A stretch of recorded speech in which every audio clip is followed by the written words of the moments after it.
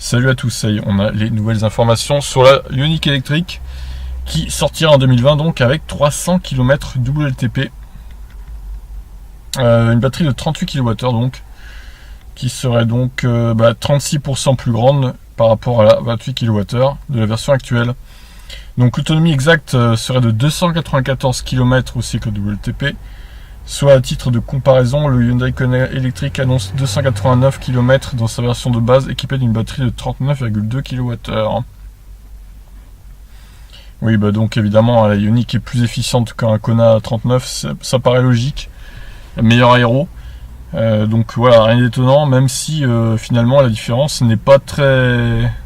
pour 900 watts, en fait, finalement, ça se vaut, j'ai envie de dire, parce que 5 km pour 900 watts, ça me paraît réaliste, donc il n'y a pas énormément de différence, hein, ça se joue à 2-3 km pour moi, hein, sur l'efficience, donc finalement, est-ce que cette Ioniq est intéressante? Je ne sais pas, à vous de me dire, mais donc on a un petit tableau comparatif de automobile propre là. Alors c'est vrai qu'on n'avait pas l'autonomie WLTP pour la Ioniq 28.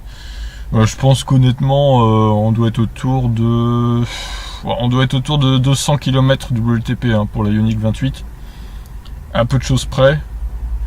Voilà, donc 120 chevaux pour l'ancienne et 136 pour la nouvelle, du coup 16 chevaux de plus, c'est toujours ça de prix, le couplet est le même. Le chargeur embarqué qui augmente un peu en puissance à 7.2. La charge rapide, quant à elle, reste à 100 kW, toujours en combo. Après, je pense pas qu'elle monterait à 100 kW parce que j'ai vu d'autres documents comme quoi elle monterait qu'à 70, voire moins. Donc, on verra bien, hein, mais bon. Alors, au niveau de la calandre, ça change un peu. Ça me rappelle un peu la calandre du Kona, bien que sur la Ioniq, ça le fasse pas trop, je trouve. Je trouve que ça va mieux sur le Kona, pour le coup, une calandre un peu... avec des pointillés, si on peut dire. C'est pas terrible quand même. La calandre pleine, pour le coup, elle est mieux à la Ioniq. Après c'est pareil, c'est une question de goût et de couleur. Voilà, donc certains aimons, d'autres non. Alors on va voir un peu l'intérieur. Ça c'est pas mal le truc là. On va essayer de zoomer un peu. Hop, pas trop quand même. Alors, ça c'est 2020 du coup. Ça rappelle vachement le Kona quand même l'intérieur. Ça c'est 2019. Oh, l'intérieur de 2019 était pas mal aussi, après. Mais bon, les deux intérieurs sont beaux, je trouve. Pour le coup, ouais, c'est pas mal.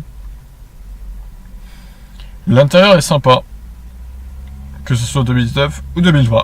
Alors ensuite, qu'est-ce qu'ils nous disent? Destiné à connecter la voiture à une application mobile, le système BlueLink a également été amélioré au programme l'apparition de nouvelles fonctionnalités telles que le démarrage et l'arrêt de la voiture à distance ou le suivi en temps réel de l'état de la batterie. D'accord. Donc une appli qui peut être sympa. Si ces tarifs n'ont pas été révélés, ils ne devraient que peu différer de la version actuelle annoncée autour de 35 000 € hors bonus. De toute façon, ils ont pas trop intérêt à augmenter les prix vu que il y a la i208 qui va sortir, il y a la Renault Zoé 2 qui va sortir bientôt.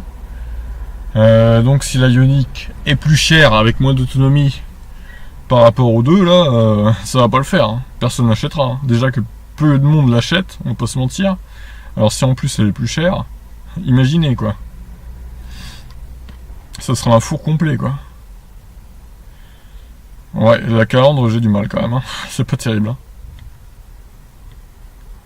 Les jantes sont sympas, j'aime bien.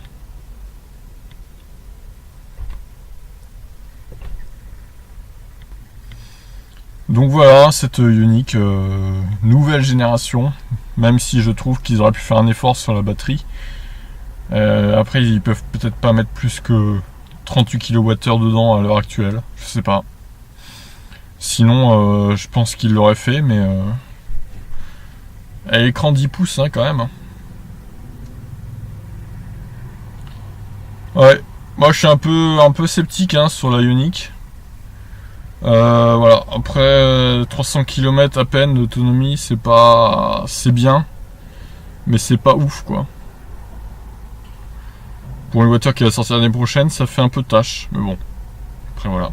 Certains l'achèteront quand même, certains s'en foutent un peu de l'autonomie. Ils préfèrent avoir une berline qu'un SUV, donc je pense que ils l'achèteront quand même.